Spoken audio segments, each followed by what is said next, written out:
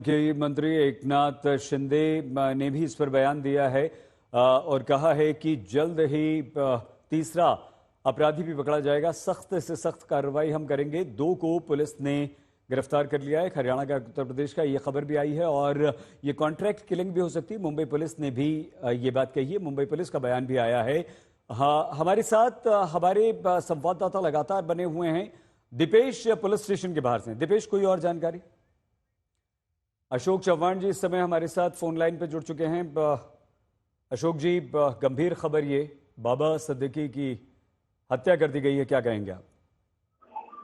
देखिए, बहुत दुखद घटना है। कुछ ही देर पहले मुझे ये खबर माध्यमों के जरिए पता चला कि उन पर गोलियां चली है, 3 बुलेट उनके ऊपर चली है और उसके बाद 15-20 मिनट के ही बाद में इंफॉर्मेशन आती है कि उनकी डेथ हुई है। तो ये बड़ी दुखद घटना है।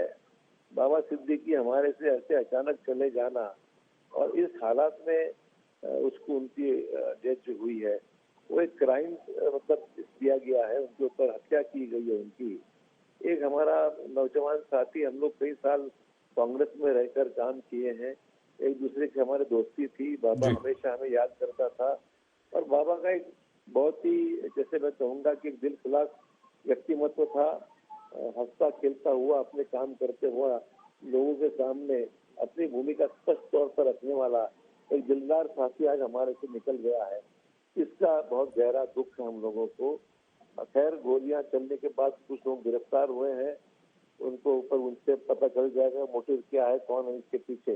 पर जो आदमी हमारे से चला गया है, वो जो व्यक्तिमत्व हमारा दोस्त, वो तो वापस आने वाला नहीं है। कई पुरानी यादें से जुड़ी हुई है। उनका बेटा जीशान भी फिलहाल एमएलए हो गया है, उसने भी बहुत अच्छा काम किया पिछले 4 सालों में। और बात से बेटा सवाई, जैसे कहूँगा वैसे हिम्मत से काम, इतनी एडवर्स सिचुएशन में वो बांद्रा जैसे एरिया में पॉलिटिकल प्रॉब्लम के बावजूद अच्छा काम करता था। तो उसके जाने से, बाबा के जाने से बहुत एक सदमा पहुंचा हम सबको और उनकी फैमिली पर क्या गुजर रही है तो मैं समझ सकता हूँ। तो बहुत दुख है हम सब लोग। अशोक जी, लेकिन विपक्ष अब आपकी सरकार पर सवाल भी उठा रहा है। कानून व्यवस्था नहीं है, अपराधियों में डर नहीं है, ये भी कह रहा है। ये वक्त कोई पॉलिटिकल ये जो चल रहा है, ये तो स्टेटमेंट बाजी और पॉलिटिकल फायदा उठाने का जो भी प्रयास जो करते होंगे वो उचित नहीं है। आज का वक्त बहुत गंभीर है। घटनाएं जो घट रही है उसमें तो समर्थन कोई भी नहीं करेगा, पर उसका कोई पॉलिटिकल माइलेज उठाने की अगर कोशिश करता है तो ये बहुत गलत होगा।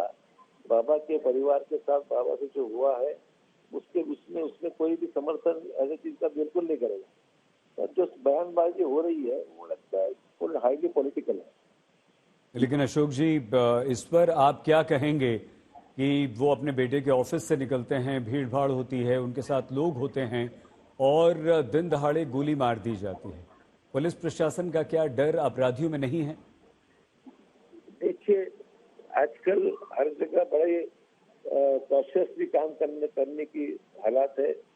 26/11 के बाद में मुंबई हिल गई है और उसके बाद में भी कुछ साल ठीक निकले, बाद में फिर दोबारा ऐसे इश्यू सामने आ रहे हैं। ये इसके पीछे क्या मकसद है? ये तो मुंबई बहुत बड़ा शहर हो गया है, मुंबई शहर की अपनी प्रॉब्लम्स है। मुंबई शहर की कानून व्यवस्था भी एक अलग इशू है।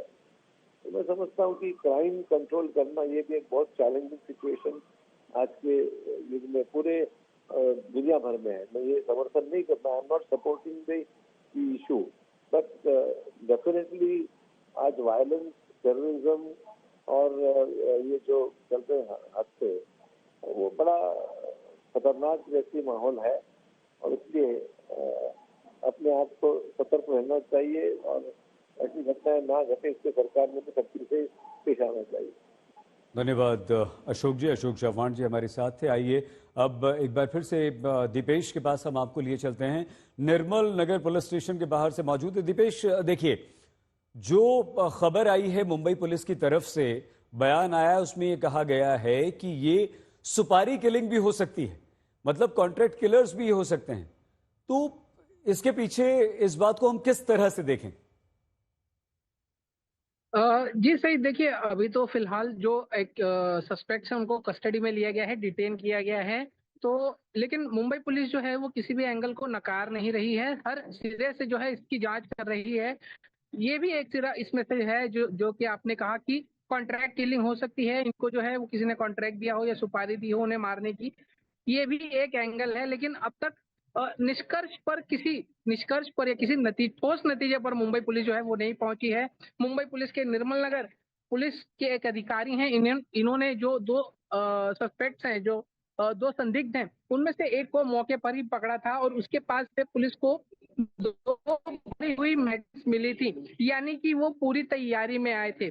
दूसरी बात सईद कि जी। आज ही का उन्होंने चुना था। बाबा सिद्दीकी जब अपने ऑफिस से निकले और बाहर गाड़ी में बैठकर वो जा रहे थे, तभी वहां पर पटाखे फूट रहे थे। आज दशहरा है, यहाँ पर दशहरा मनाया जा रहा है मुंबई में, पटाखे फूट रहे थे और उसी समय गोलियां चलाई गई। यानी आज का दिन चुना था और जाहिर तौर पर जो ऑफिस है, जो बाबा सिद्दीकी कहाँ जाते हैं, किससे मिलते हैं, क्या उनका शेड्यूल है, दिनक्रम क्या होता है, दिनचर्या क्या होती है, इसकी पूरी एक तरीके से रेकी की गई होगी, प्लानिंग की गई होगी, जिसके बाद इस अटैक को अंजाम दिया गया है। फिलहाल जो दो संदिग्ध हैं उनको मुंबई क्राइम ब्रांच की टीम अपने साथ ले गई है। इस केस की आगे की जांच जो है अब मुंबई क्राइम ब्रांच की टीम यूनिट 9 करेगी और जो दिपेश, तीसरा हम एक आपको शख्स रोकना उनके चाह रहे हैं साथ कुछ है। देर के लिए। प्रियंका चतुर्वेदी जी इस समय हमारे साथ जुड़ चुकी हैं। प्रियंका जी, बाबा सिद्दीकी की हत्या कर दी गई है गोली मारकर, क्या कहेंगी एकदम आप? सबसे दुखद घटना है। बाबा सिद्दीकी जी एक कद्दावर नेता थे और काफी सालों से मुंबई की राजनीति और महाराष्ट्र की राजनीति से जुड़े हुए थे। और सिर्फ राजनीति से ही नहीं, वो बॉलीवुड हो, हिंदी फिल्म इंडस्ट्री हो, सोशल वर्क हो, उन सभी से वो जुड़े हुए थे। तो जो आज उनके साथ हुआ है चौंकाने वाला तो है ही, पर महाराष्ट्र और मुंबई की जो लॉलेसनेस चल रहा है उसको दर्शाता है। कुछ समय पहले सलमान खान जी के घर के बाहर इस तरीके का शूट आउट हुआ था। फिर हमने महिलाओं पे अत्याचार होते हुए देखे हैं, बालिकाओं पे होते हुए देखे हैं, और आज ये जो हुआ है वो फिर से वही 80-90 के दशक में जब मुंबई को एकदम से एक जंगल राज बन चुका था और फिर उससे उभरने में इतना समय लगा था। आज फिर से ही ऐसा मुझे माहौल बनता हुआ दिख रहा है। प्रियंका जी, लंबे समय तक कांग्रेस में रहे थे बाबा सिद्दीकी, आप के साथ रहे वो, और अचानक से इस तरह से उनकी एक प्लान्ड वे में हत्या कर दी गई। ऐसा पुलिस ने भी, मुंबई पुलिस की तरफ से भी कहा गया है कि ये एक कॉन्ट्रैक्ट किलिंग भी लगती है। आपको लगता है तो कि आप जी सॉरी, मैं बस यही कहूंगी कि अगर मुंबई पुलिस कह रही है कॉन्ट्रैक्ट किलिंग है, क्या हमारी इंटेलिजेंस, जो स्टेट इंटेलिजेंस होना चाहिए, उसका इतना बड़ा फेलियर है? क्या हम कबूल कर सकते हैं कि जो हमारे महाराष्ट्र के गृह मंत्री हैं वो महाराष्ट्र को लूटने में इतना व्यस्त हैं कि चुनाव आने से पहले हम उसको लूट लें, उसका सारा जो भी ट्रेजरी है उसको खत्म कर दें? ये मंत्री, जो मुख्यमंत्री हैं और गृह मंत्री, उसमें व्यस्त हैं, अपनी राजनीति में व्यस्त हैं कि महाराष्ट्र की जनता को सुरक्षा नहीं दे पा रहे हैं।